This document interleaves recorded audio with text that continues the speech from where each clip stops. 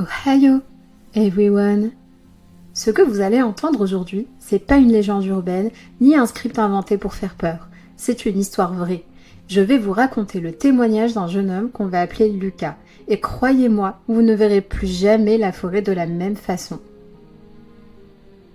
N'hésitez pas à partager votre avis en commentaire, à liker la vidéo si elle vous a plu et à vous abonner si ce n'est pas déjà fait. Et si vous aussi vous avez vécu des histoires flippantes, n'hésitez pas à me les partager par mail pour que je puisse les raconter. Alors installez-vous tranquillement et confortablement et c'est parti.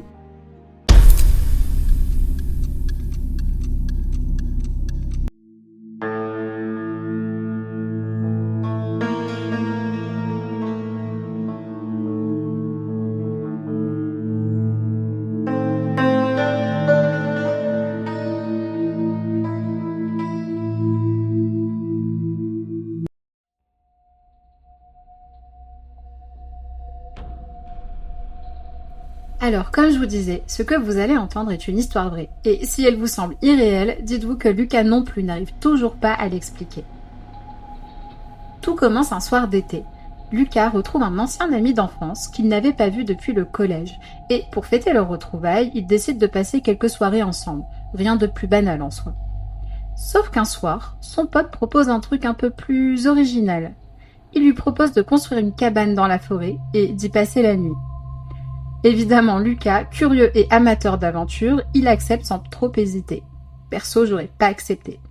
Le lendemain, les deux amis partent en mission repérage. Ils finissent par trouver un spot idéal, un genre de clairière protégée par les branches d'un arbre tombé. Bon, ils galèrent un peu, mais finalement, ils réussissent à monter un campement plutôt solide. Quelques heures plus tard, une amie les rejoint. L'ambiance est très détendue. Jusqu'à ce que cette amie reçoive un appel de sa mère. La voix au téléphone est paniquée.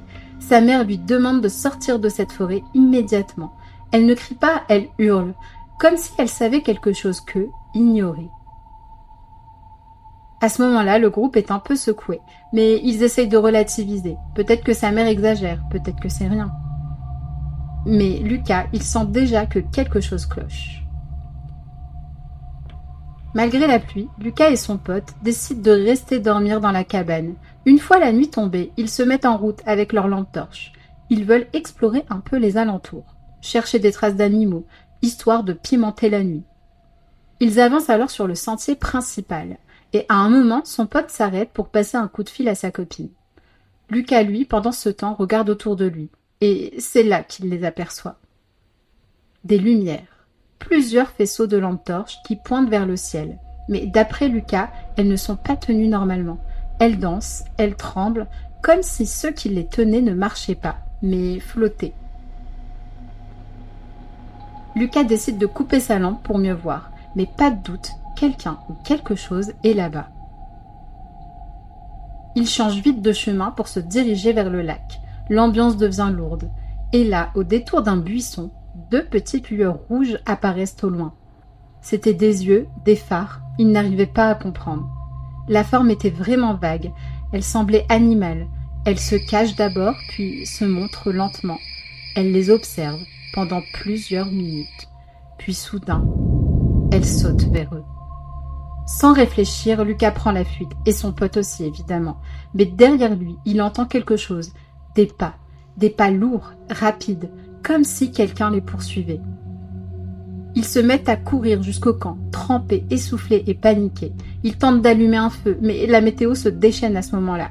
La pluie redouble, le vent se met à hurler, comme par hasard, et Lucas sent un regard sur lui. Il scrute la forêt, mais rien. Pourtant, il le sent, quelqu'un les observe. Il ne tient plus, il dit à son pote qu'il faut qu'il se casse, et évidemment, il hoche de la tête. À côté de leur camp, il y avait un vieux tunnel naturel qu'ils avaient bouché avec des ronces et des branches. C'était leur seule sortie.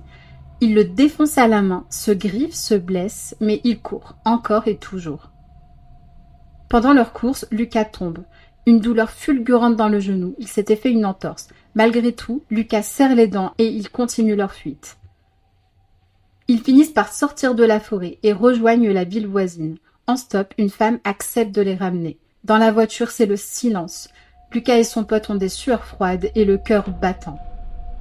Et c'est le meilleur moment que son pote a choisi pour lui lâcher une bombe.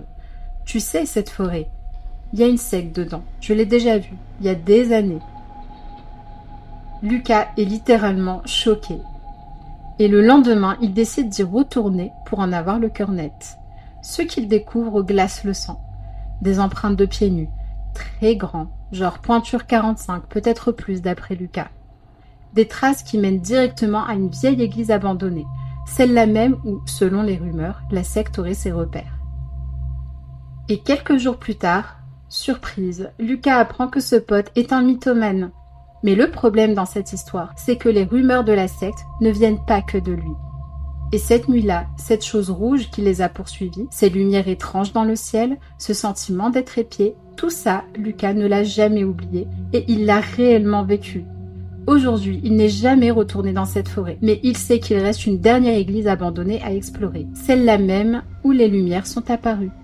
Et un jour, il le sait, il y retournera.